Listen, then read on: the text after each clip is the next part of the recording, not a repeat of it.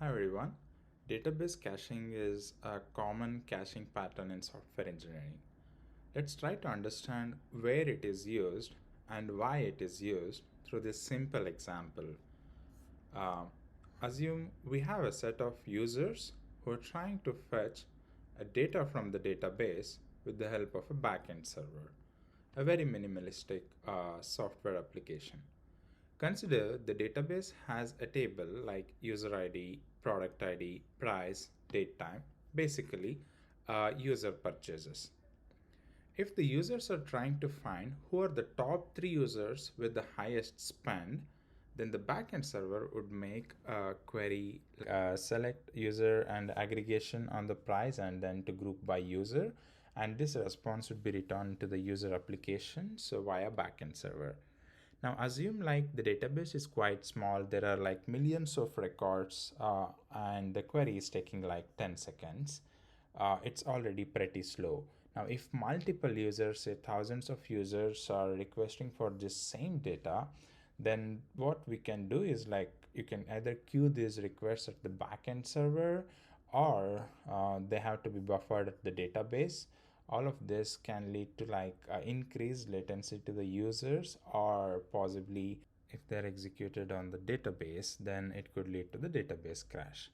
Now we know that the database is a bottleneck, so we have a couple of options. What do we do here now that the database is the bottleneck?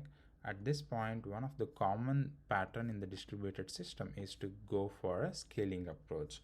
We could either go for vertical scaling, where we try to get a bigger instance of the database that has like more memory, can support more connections, or you could go to like horizontal scaling, where we would get multiple database instances. Again, the horizontal scaling can include like sharding or partitioning.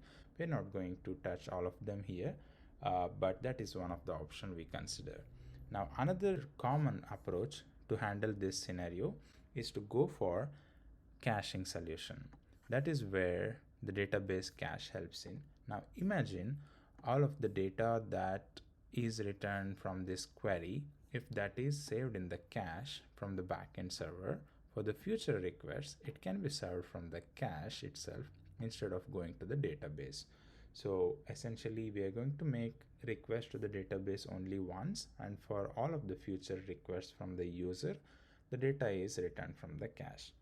Hope you all got a good overview of the database cache. So the key benefits here would be like improved performance, reduced network calls to database, the latency of the request to the end user is minimized, and also the costs are reduced as well. Um, Along with benefit, there is one challenge with the cache, that is how long do we want to serve the data from the cache.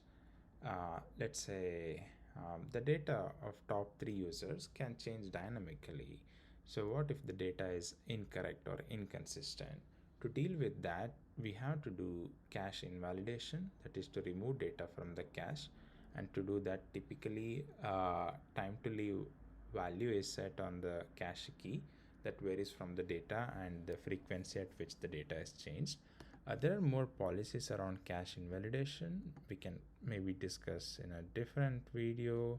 Um, Along with cache invalidation, one more topic we want to touch with database cache is how do we write the data and when do we write the data. There are two common patterns, the like lazy loading and write through. We're going to discuss on them maybe in a different video as well, but just wanted you to be familiarized with these jargons.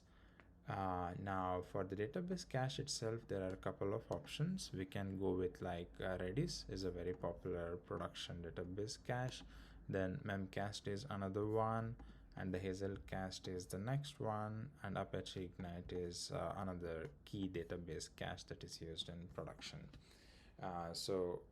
I'm gonna try to talk more about each of these database caches in detail as well.